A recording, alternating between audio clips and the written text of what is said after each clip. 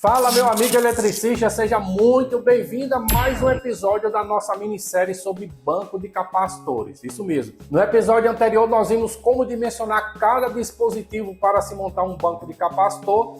Nesse episódio agora, o que é que nós vamos fazer? Nós vamos te orientar sobre 4 erros que muitos técnicos cometem na hora de montar um banco de capacitores. Mas antes da gente ver isso aí, eu já peço para você conferir a sua inscrição aqui no canal, ativar o sininho das notificações e, lógico, deixar um like para a gente. E antes de rodar a vinheta, eu já pergunto a você que quer participar da nova turma que iniciou agora desse mês no nosso curso Comandos Elétricos, clicar no card aqui e vir se tornar um profissional de destaque na área de comandos elétricos. Agora a gente vai rodar a vinheta e vamos para a obra.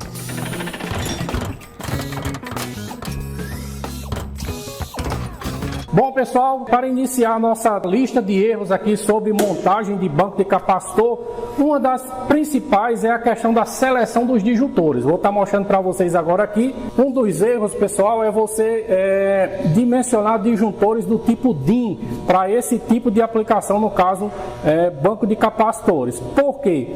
Porque o disjuntor do tipo DIN, a capacidade de interrupção dele é pequena. E os capacitores, na hora que eles são manobrados, eles possuem uma corrente que a gente chama corrente de pico muito alta e pode ocasionar danos aí no próprio disjuntor, ou ele não sendo capaz de interromper essa corrente, né, levando a danificar esse disjuntor. Uma das coisas também que muitos profissionais erram é, né, na seleção dos terminais. Ó. Vocês podem observar que a maioria dos terminais estão escurecidos, né? Isso é sinal que está havendo um sobreaquecimento aí nesses pontos e com isso aumenta também aí a corrente no circuito desse capacitor.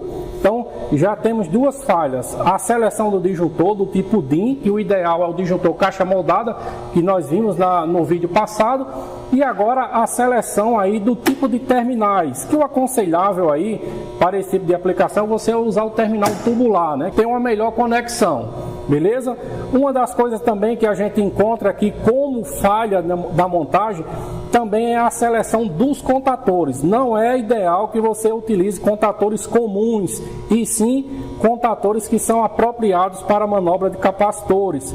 Esses contatores, eles possuem resistência de amortecimento, alguns chamam de resistência de amortecimento ou resistor de pré-carga, né? Que esses carinhas aqui, como eu expliquei no vídeo passado, eles são responsáveis por limitar a corrente de pico dos capacitores, impedindo que essa corrente de pico danifique alguns equipamentos na instalação onde está instalado os capacitores. Outra coisa muito importante, pessoal, é a questão da ventilação. Se a gente observar, não há grelhas na porta desse painel, como vocês podem ver, não há nenhum tipo de exaustão para fazer a troca de calor desse banco de capacitor, e com isso eu tenho um aumento muito excessivo na temperatura na parte interna desse banco.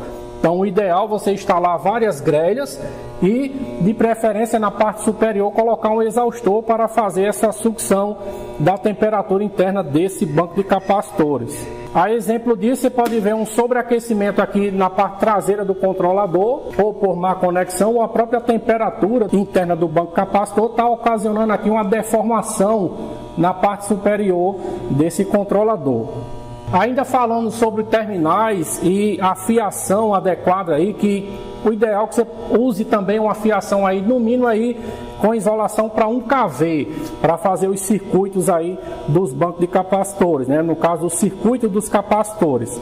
Outro detalhe, olha só como se encontra aqui essa fiação. Como vocês podem ver, aqui uma má conexão, houve uma sobretemperatura e com isso o cabo derreteu. Então, pessoal, basicamente são essas dicas que a gente deixa. Fazer o dimensionamento correto, usar o disjuntor correto, pode ser o disjuntor caixa moldada ou o fusível do tipo retardado, né? O tipo NH sendo retardado, como nós vimos no vídeo anterior.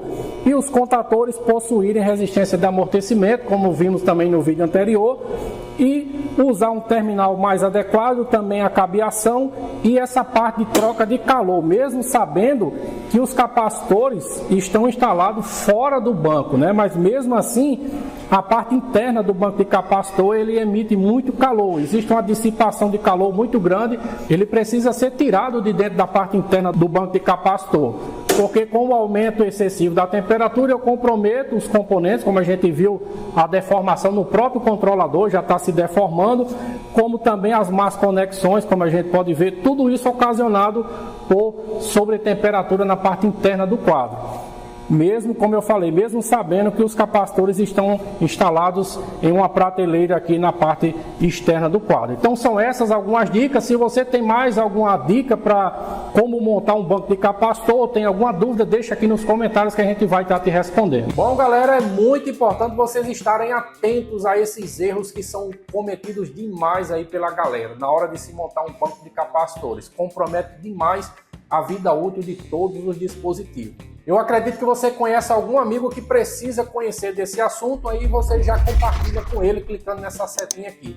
Manda para o seu amigo, manda nos grupos que você participa e espalha para a galera aí. E se você quer descobrir a oportunidade que passa desapercebida por 98% dos eletricistas comuns, e se você quer estar a vários níveis acima dos seus concorrentes, eu já convido você a clicar no quadradinho que vai aparecer logo aqui embaixo e conhecer o nosso método 50-50, isso mesmo.